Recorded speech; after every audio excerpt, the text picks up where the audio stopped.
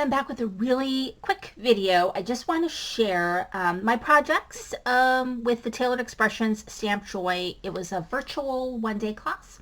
So Stamp Joy is like twice a year. So there's an in-person event in the fall, and they also have a day that they do a virtual component of it. It's just a little mini class. And then in the spring, it's their full virtual Stamp Joy. And I enjoy it simply because you get everything already cut for you. You don't have to really do very much prep, too much homework. And it's just kind of nice to have a crafting event where you can just kind of show up. And so they're one of the few companies that have that event. So I really enjoy that. So let's go into it. So we get a full color book that describes all the projects we're going to make with pictures and all of that. So this is going to be pretty quick. We got for our kit we got this, which is their mirror mats, and we did use this, and this is just a way to be able to get a mirrored image on a card. So if you wanted an animal that you wanted to face the other way, and I'll show you the card that we made. We also get a class stamp set that they usually put together.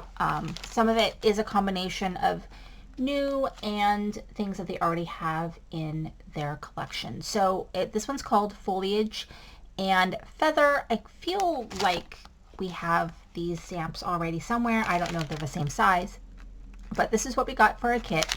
And then we also get the dies, and so we also got this flower die, which is actually pretty cool.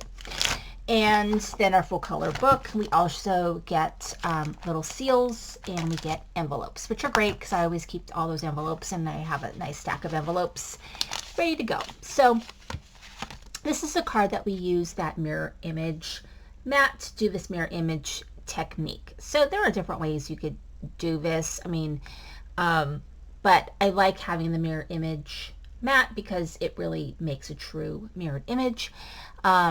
And so this was a really easy card and fun to make, and so I really enjoyed that.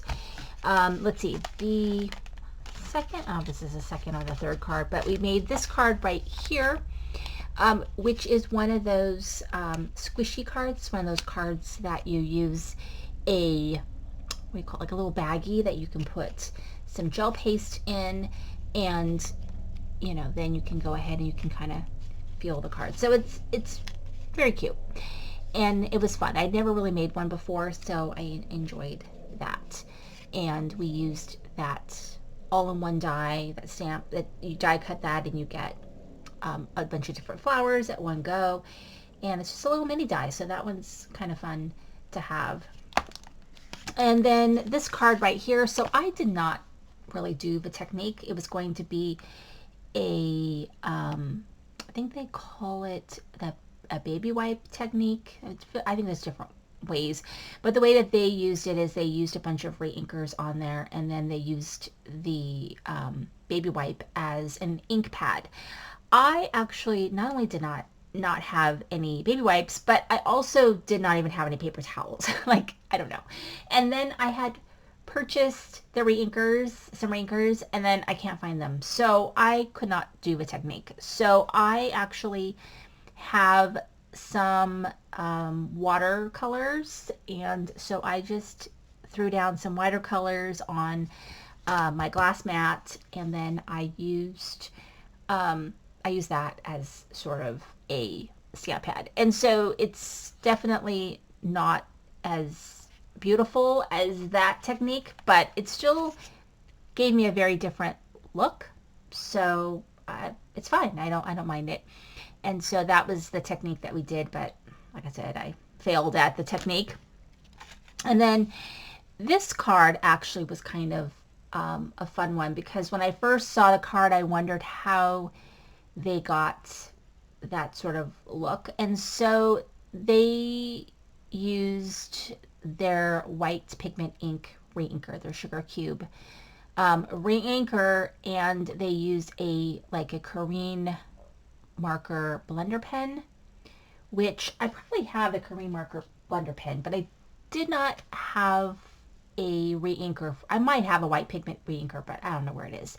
And I didn't feel like digging it out because I'm in the midst of cleaning a bunch of things. I had done a big destash. It may or may not still be up, but a big destash. And so I just am in the middle of a big cleanup. So it is somewhere. I saw it and then I should have put it where I could see it again, but I don't know. So instead, I actually used this bleed white proof. I don't know what it is. An ink? I don't know. But I use this with a water brush, and I just use that to do a similar technique on the leaf and the butterfly. I kind of let it dry a little bit, and then I went back and went over it again to make it a little bit darker. And then I used what was left on my glass mat, and I did some splatter, and I think it looks just as good as the one that she did. So I mean, I've been crafting for a long, long time, like, I don't know how long, 20 years, maybe more.